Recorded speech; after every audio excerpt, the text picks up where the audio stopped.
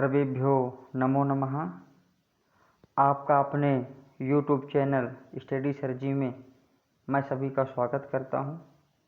प्रिय छात्रों, आज इस वीडियो के माध्यम से हम लोग कक्षा 7वीं की संस्कृत पुस्तिका रुचिरा के पाठ 1 सुभाषितानी को पढ़ेंगे।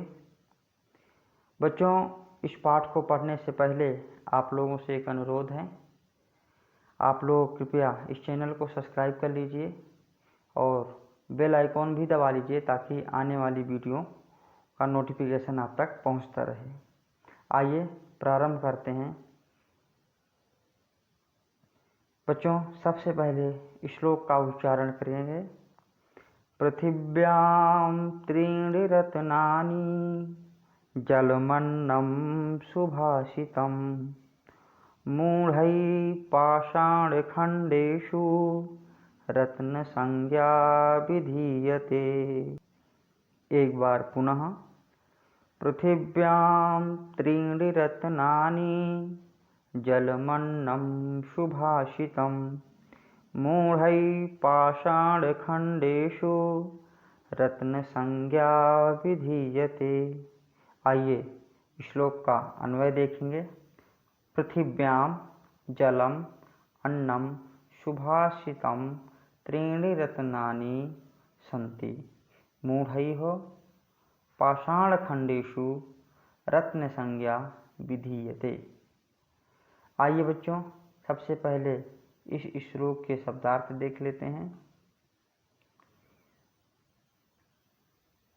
पृथिव्यां पृथ्वी पर, जलम अन्नम जल और अन्न, अन्न मतलब अनाज, सुभाषितानि सुंदर वचन, रत्न संज्ञा रत्नों के नाम, पाषाण खंडेषु पत्थरों के टुकड़ों में, विधीयते दिया जाता है, त्रीणि तीन।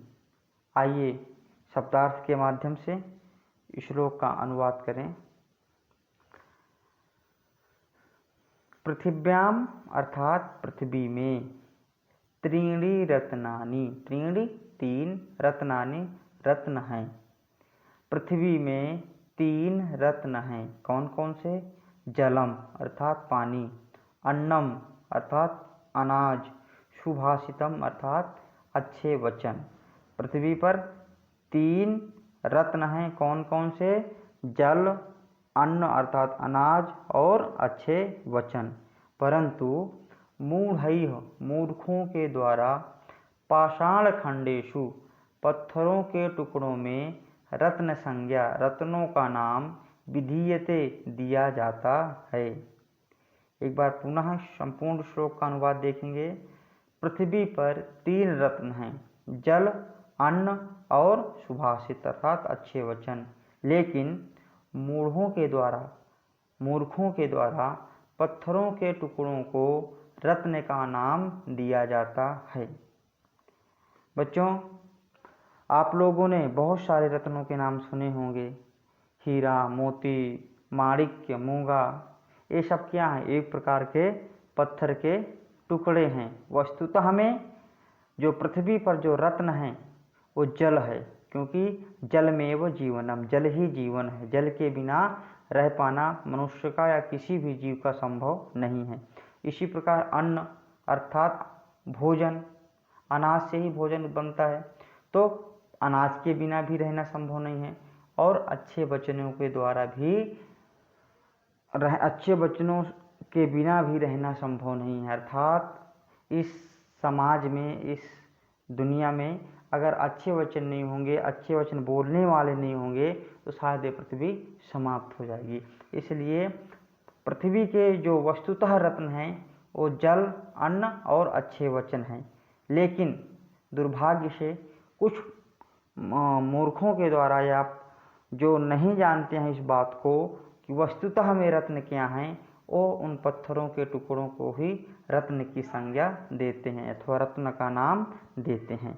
आइए देखें श्लोक का सरलार्थ। पृथ्वी पर 3 रत्न हैं, जल अर्थात पानी, अन्न अर्थात अनाज और सुभाषित अर्थात सुंदर वचन। लेकिन मूर्खों के द्वारा पत्थर के टुकड़ों को ही पत्थर के टुकड़े कौन, हीरे जवाहरात इत्यादि, उनको ही रत्नों की संज्ञा दी जाती है, रत्न उनको कहा जाता है। आइए एक चित्र के माध्यम से श्लोक को समझने का प्रयास करते हैं। प्रिय छात्रों, आपके सामने यह चित्र है, आप देख सकते हैं। वस्तुतः हमें जो पृथ्वी के रत्न क्या हैं, जल, अन्न और सुंदर वचन, ये क्या हैं, पृथिव्याम त्रीणि रत्नानि। ये आप तीनों रत्न पृथ्वी के जो तीनों रत्न हैं हम देख सकते हैं, जलम, अन्नम और सुभाषितानि, यह पृथ्वी के तीन रत्न हैं।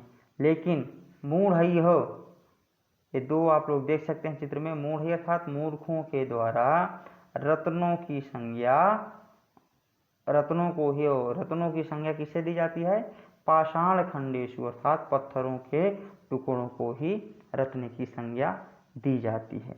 आइए एक बार पुनः श्लोक का उच्चारण करेंगे।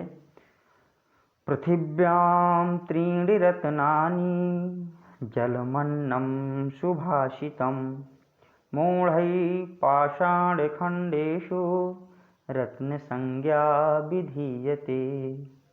आइए इस पाठ का दूसरा श्लोक पढ़ें। प्रिय छात्रों, अब हम दूसरा श्लोक पढ़ेंगे। आइए सबसे पहले श्लोक का उच्चारण करते हैं। सत्येन धार्यते पृथ्वी सत्येन तपते रविः सत्येन वाति वायुश्च सर्वं सत्ये प्रतिष्ठितम्। एक बार पुनः उच्चारण करेंगे। सत्येन धार्यते पृथ्वी सत्येन तपते रविः सत्येन वाति वायुश्च सर्वं सत्ये प्रतिष्ठितम्। आइए श्लोक का अन्वय देखें। पृथ्वी सत्येन धार्यते, रविः सत्येन तपते, वायुः सत्येन वाति च, अतः सर्वं सत्ये प्रतिष्ठितम् अस्ति। आइए श्लोक के शब्दार्थ देखें। सत्येन सत्य के द्वारा, धार्यते धारण किया जाता है, वायुश्च हवा, वायु प्लस रवि सूर्य, सर्वम सभी, वाति बहती है। आइए शब्दार्थ के माध्यम से श्लोक के अनुवाद को देखें।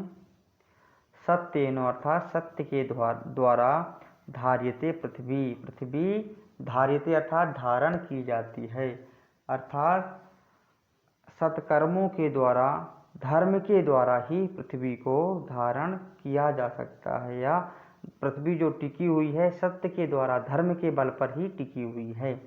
सत्येन तपते रवि, सत्य के द्वारा ही रवि अर्थात सूर्य, तपते मतलब तप रहा है, जो सूर्य तप रहा है, सूर्य से जो ऊष्मा निकल रही है वो भी धर्म से अर्थात सत्य के कारण ही निकल रही है, अर्थात सूर्य सत्य के द्वारा ही तप रहा है।